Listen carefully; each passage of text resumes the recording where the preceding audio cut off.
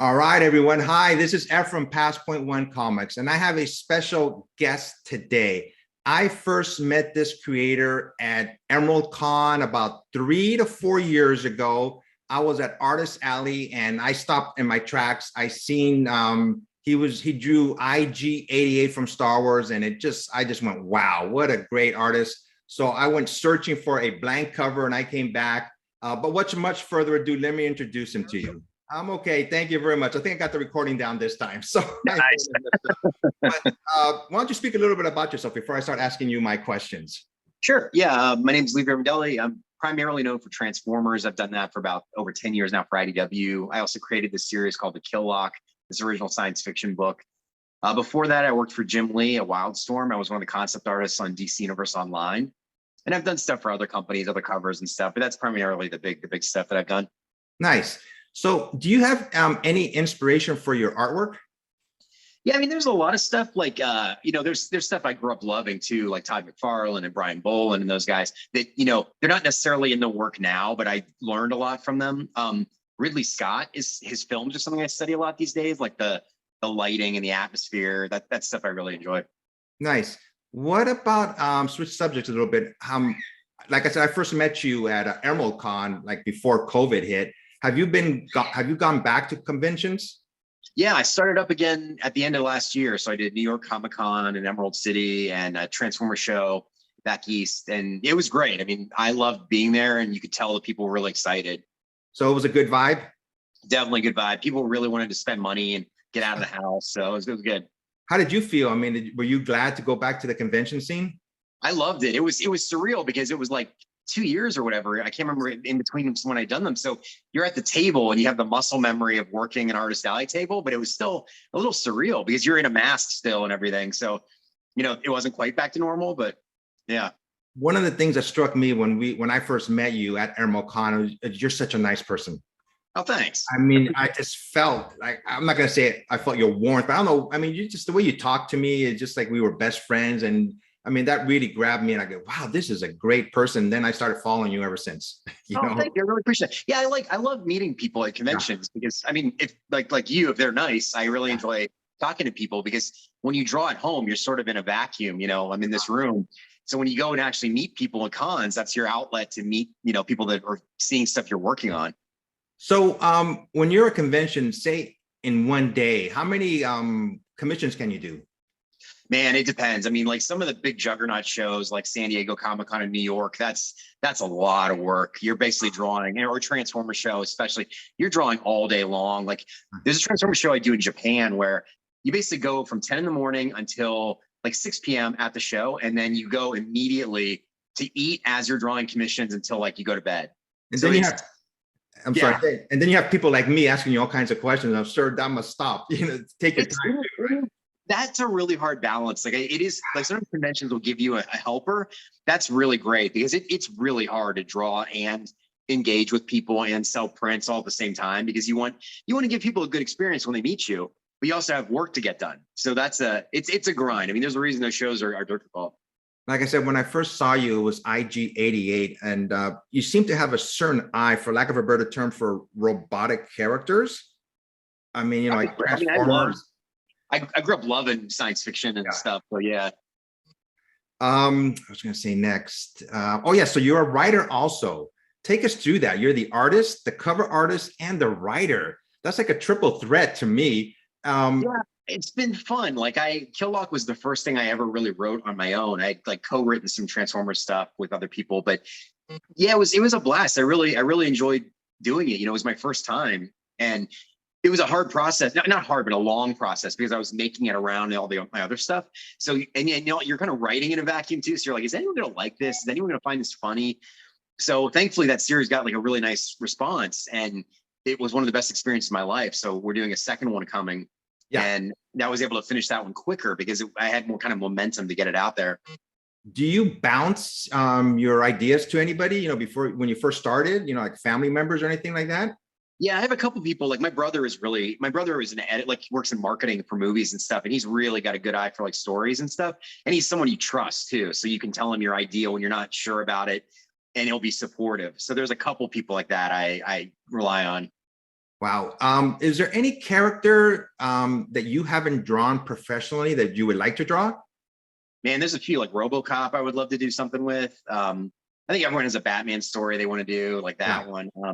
Venom, because I kind of grew up loving that character. Uh-huh. Those are probably the big ones. I mean, then I want to create more original stuff too. Like I really Yeah. enjoyed Killock a lot. So more original science fiction stuff would be great. Yeah, to me, I mean, putting pen to pencil, I mean, pen to paper, man, I would have writer's block all day long. Yeah, I wouldn't know what to do. It's hard. I'm definitely like, because I think right now I have like only two other ideas of things I want to make. And I wish I had like 50 ideas because Yeah, it's like, I think a lot of writers can write so many things like Stephen King, like prolific, there's yes, not enough time in the world to get all those ideas out there. yeah. So I'm trying to get better at that, at kind of identifying a good idea and moving quicker on it. So when you're at a convention, obviously, like I think you've told me you've been to San Diego Comic-Con. Yeah. Okay, so you're there for a week, so to speak. And Yeah. say if you have a deadline for a book, I mean, how do you juggle it all? I mean, it's hard. Generally, you work that stuff out ahead of time. So like, okay, San Diego Comic-Con, I'm getting nothing done that week that isn't the work of the show. So Yeah. anything has to be done before it or after it, But there's been times where I've been, on an airplane flying back and I had to work on something that was due. I pride myself on never blowing deadlines ever. I've never blown a deadline. So I really take that very seriously. But then it's hard because sometimes you're really tired. You don't want to be drawing on a plane, but you have to sometimes. Besides Killock, what you said was IDW, correct? Do you go to other publishers also for you? If you thought of a new character, would you ever go to Marvel or DC, or would you like go for an indie book?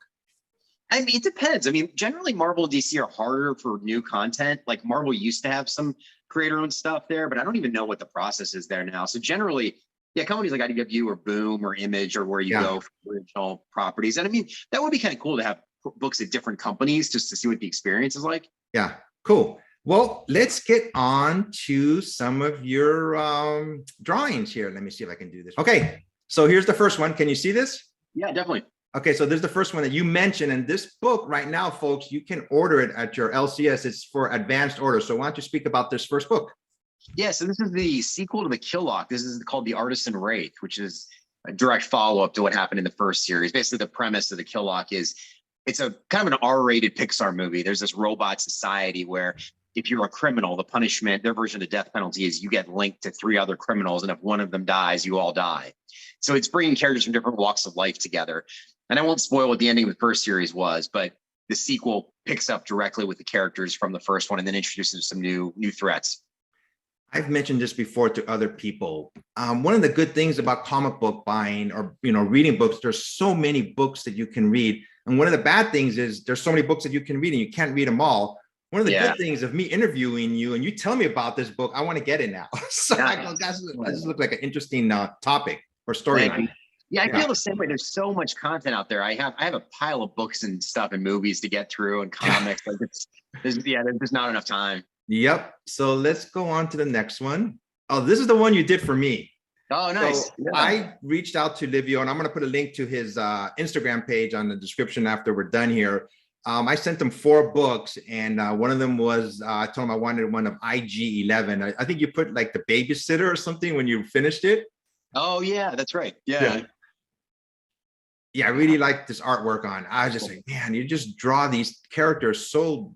I mean, and you did this at home, so I'm sure you took your time doing it, like at a commission. I mean, yeah, like whenever you have the time to work at home, it's like I like the convention ones too, but it's a little more pressure. Yeah. So next up is a Transformer one. Oh, nice. Good old Optimus. That's the most requested character. He gets requested. Oh, really? Yeah. So do you ever say somebody asks for the same character? Do you ever draw the same pose, or is there's little nuances that's different about each one that you draw? Yeah, I really do not like drawing the same pose for a couple reasons. One, just you're doing the exact same thing twice, and also I feel like if someone's commissioning you, they want an original. So I've recreated a couple of things where basically if I did it in a printed comic book and someone wanted like a pose redrawn, I would do that because I feel like that's not quite the same thing. But generally I like to do, there's times we have like 5 Optimus Prime commissions come in and you're like, I really want these to be different. So how much input do people who like myself, I mean, I forgot. I mean, do they give you, hey, I want it this pose, I want it this way, and you take it all in, or do you just try to go what you feel is right? It varies, and sometimes it's good and sometimes it's bad.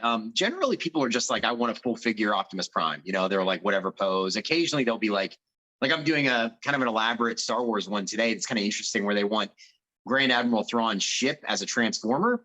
So that's like a more specific kind of, but it was cool. It was fun to work on. And like, so sometimes you have that, you have like people have really specific ideas, like, but yeah, generally people are pretty wide open. Like that's kind of what I prefer is like either be completely wide open or give me what you want, but don't like micromanage every step of the way. And most Sure. people are not like that at all. Most people are very pleasant. Nice. All right, let's go on to the next one. Speaking of Star Wars, I love these two covers. I mean, are these for actual comic books or just like a commission? No, those were just for fun, actually. I started the Star Wars landscape series of like Vader in the Battle of Hoth, and I really enjoyed it. I was like, I just kind of want to continue the world. The idea behind the series is that there sort of could have happened moments that we didn't see. So, yeah. So, I mean, I've really enjoyed. I've been working on that series too for about 10 years and add a couple new ones every year. Do you ever do work like doodling? And then you put it on Instagram and somebody says, I want it? Not doodles, but I'm gonna do more of this. I've been busy, but like I've thought about just throwing up a drawing and saying who wants it and seeing like an auction style, like because I did like a Transformers sketchbook thing where I had printed all these little sketchbooks for conventions, and then the world shut down. We were all in quarantine. So on Instagram, I just posted casually. I was like, hey, if anyone would like these, and it got a pretty nice response to that, thankfully. So I want to do more of that this coming year. I think I got one of them. It's a booklet, right? It was a small one. Yeah, I think that. Yeah, yeah, I got one of those. What did you request? What head sketch? Do you remember? Oh my gosh, I don't even remember anymore. If I would have known, I would have bought it here when we were talking. When we were doing the video. I forgot which one. I was like, oh my god, I remember you showing it. I go, I want one. So no, yeah, I'm working on another one right now. So yeah. Nice. So this next picture, I think this is so classic. I mean, that cantina scene with Han Solo, but there's an alien in here. Yeah. I was like, gosh, man, I don't know if Han would be able to survive this one, to be honest with you. I know that was a commission someone wanted, I think for their boyfriend or their husband. But yeah, that was a fun one. Yeah, cool. And next one is John Wick. Yeah, he's in the set up like the Game of Thrones, the main chair. I forgot what it's called, but instead of all the thorns, it has all these rifles on there. That was a hard one because that was actually, I did that at New York Comic-Con, and so that was doing a likeness of Keanu Reeves that hopefully looks like him, but doing it during the craziness of a convention is hard. So did somebody ask for this on a blank cover, or was like a sketch pad? That was just a blank piece of Bristol board. Oh wow. Yeah. Next one, I had to put a Star Trek one in here. I love Star Trek. I was like, oh my god, Star Trek is just, to me, Star Trek, Star Wars. Yeah, that was a fun one. I like to draw the ships. They don't get requested that often, but I had to draw some Star Wars ships. Like I did an AT-AT, and then I did the Nautilus from 20,000 Leagues Under the Sea recently. Okay. So that was cool. So for this Star Trek one, was this done at a convention, or is this at home? That was at home, and then I brought it to give to someone at a convention. Because I figured just the intricacy of everything, it would just take a little bit longer. Yeah, I personally find symmetry really hard. So like the Enterprise, and also the curves of the Enterprise are so difficult and subtle. Like the Enterprise is very hard to draw for me. So is also something like Darth Vader's helmet. I find it not very hard to draw because it's like really kind of subtle curves, and it's really easy to make it not look like Darth Vader really quickly. I can, hey, Livio, I want you to draw R2-D2 and C-3PO. Do you just do it from memory that you know what they look like, or do you actually look at pictures first so you can get a better overall view of what you want to do? It depends on the character. Like with those two, I have them mostly memorized, but I would still look at reference, similar to Vader, because also there's subtle differences. Like Vader's, the buttons on his chest change, and like his cape and his helmet change. I mean, there are differences of like what version you're drawing. Now, speaking of Darth Vader, everybody knows how he looks like. Has anybody ever come to you? Like one time I went to this artist, I wanted to do like a cyborg of X-23, something that's completely, you've never done before. Do you find that more of a challenge for yourself? Yeah, it depends. I mean, sometimes those can be really fun where you get like a really out of the box idea. Like, someone wants you to draw like kind of that thing I mentioned before, a Star Destroyer as a Transformer, know, like I've seen a couple of those or done a couple of those, like Wolverine as a Transformer. Those are kind of interesting because it sort of it forces you to be creative, and And then they're kind of fun too. I find that they get a good reaction online because it's just not what people are used to seeing. So I asked you before, when you put pen to paper or pencil to paper, as far as drawing is concerned, do you ever start something you go, gosh, I don't really like the way this looks, I'm gonna start all over again? It happens, yeah. Like that's why doing commissions on sketch covers is really like tense, because it's like generally if someone drops off a sketch cover for you, you have one shot at it. Yeah. And if it's Bristol board and you don't like it, whatever, just start over again. But like sketch covers can be really challenging. I debated even stopping doing them and just offering things on Bristol, but they're also fun. One artist told me one time that the actual texture of the blank covers, they're different from book to book. Yes, they are. I mean, they've gotten better, but in the beginning they were horrible to draw on. Like they were like, I mean, the ink would run, and when you started to color it, it would blend in. I mean, it was awful. Like even now you get one occasionally that's really bad. Yeah, that must not be easy. No. What else we got here? We just went back. We did that one. Oh, here's one of Scarlet Witch. Yeah. I even like your signature, by the way. It's very unique. I'm not gonna, name any artists, but some artists it just looks like a wiggly line. You can't even tell who the name is, So that to me is another plus, that I like your artwork, so you can read it. Thank you. So this one is and this is the one I got this one from you. I sent it in. This is somebody else's work, but I like the way you drew the little transformers on the side. Oh, thanks. Yeah, there's this thing called remarks now, which is a really, really popular trend where you do a little doodle. And I mean, it's incredibly popular these days. Yeah. So now next one you did do for me, the Killer Droids. I love this book. I mean, when I told you to draw this one for me, I went, can you do the Killer Droids? And this is what I'm talking about. Your artwork almost looks like an actual picture. Oh, thank you. Yeah. I love drawing those characters. Like those were ones like I was kind of familiar with them, but I had to look up reference. But yeah, I was happy with how that one came out. Like they put in the door back there with the light. Like yes, I hadn't done that on a cover before. But yeah, like I said, how was the texture on this book? The cover? That was fine. Yeah, you could generally tell. I found when you look at the final thing, if you can see really fine lines and they're really clean, that means it's a good texture. Yeah. Like if you see some that are like murkier or like you can see things blended into each other, that's a bad texture. Yeah, and I sent these off to CGC. I think there was 4 books in total, and they all came back 9.8. I think one came back at 9.6. I was very pleased with these. Yeah, that's great. Yeah. Here we go with Carnage. Nice. Yeah, Carnage is someone like Venom. I grew up really liking that character. Yeah, so I just like the way. I mean, each artist has their own unique drawing of Venom. I think this is a very awesome one. I just almost, like it's going to come out right at you. Nice. Thank you. Yeah. And here we go with Black Panther. Thanks. Yeah, that was fun. I mean, I loved that design in the movie. I thought there's an artist named Ryan. I hope I'm not pronouncing his last name. Ryan Meinerding. I might be mispronouncing it, but he's Marvel's like head costume designer for the movies. And he does such a phenomenal job of like taking the comic designs and making them just a little bit more real.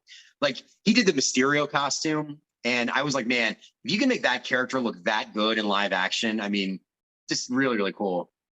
Have you ever drawn for Marvel? No, I haven't. I've done some DC stuff. I did a King Shark cover recently, and then I was in House of Wildstorm. But no, I would love to. Like Marvel's like near and dear to my heart. Yeah. Now, you said you work for IDW. How much time do they give you to finish a storyline like the Killlock? Is 4 issues long? It's 6 issues. That one was different because that was unusual. That was very unusual because I finished that entire series and then I pitched it to them. So, wow. Like, which is really unusual. And that could go really badly too, because if, if they say no, then you sort of like, and I figured I could put it on Comixology or whatever, it would get out there somewhere. Yeah. But that's pretty unusual. Like that you finish the entire thing and present it. Like something like Transformers, you generally have like a month, and no, you have longer than that. It depends with scheduling, but then also things happen. I mean, there's been other artists who like messed up a deadline and me or someone else had to step in all of a sudden. So when you thought you had a nice break, all of a sudden you're really being asked to kind of save people. So are you also an inker for your books, or do you have somebody else doing that? No, I just do pencils and then I scan them in and digitally color them. Okay.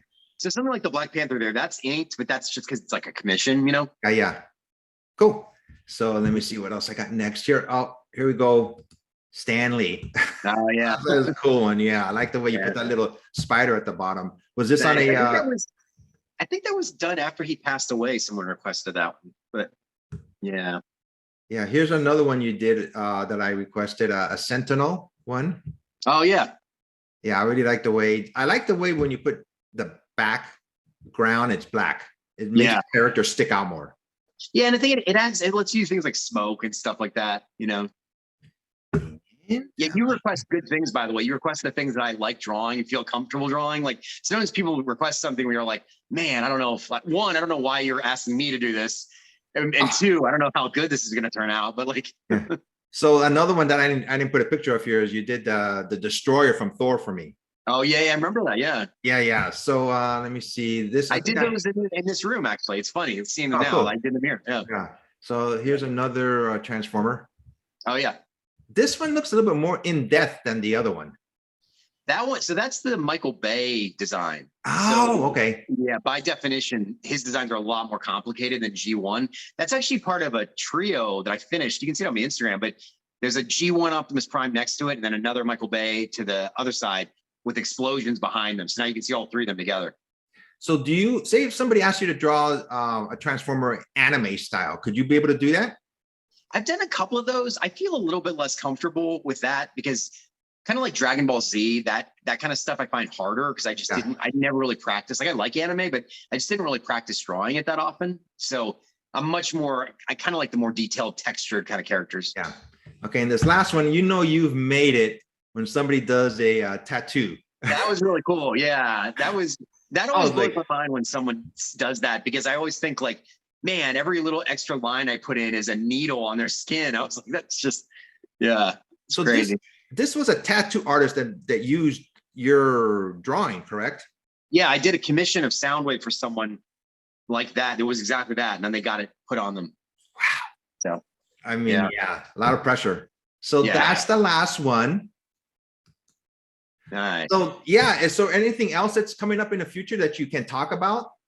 The biggest thing I can say is just the Killlock sequel is on the way. For anyone who didn't read the first one, I would love to get your thoughts on it and, get some more people to spread the word on it. So, well, I'm definitely gonna pick it up. Like I said, when I order my books on advanced orders, you order them like 2 or 3 months in advance. So this right now, you can order it at your local LCS, or if you order it online, just look at previews and you'll see it there under IDW.